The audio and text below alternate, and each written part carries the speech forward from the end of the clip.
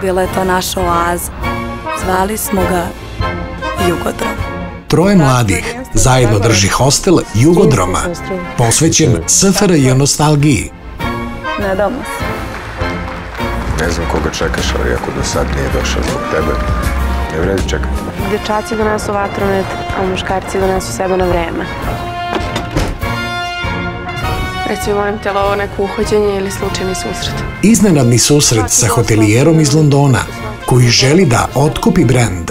Ako to podrazumeva doručak sa gazdaricom, onda to mora da košta. Poljuljaće harmoničan odnos ovog trojica.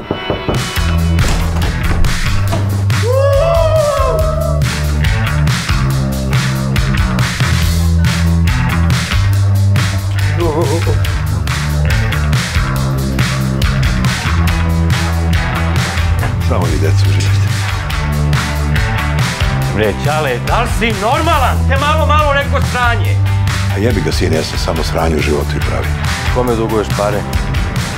Ne znam.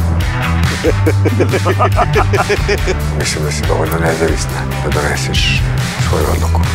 Sam ja nešto propustila. Odradimo posao i to je to. Tako je. Što baš ja? Što ne? Sećaš kako nam je bilo dobro kad smo bili sami ovdje? Prekini. Šta?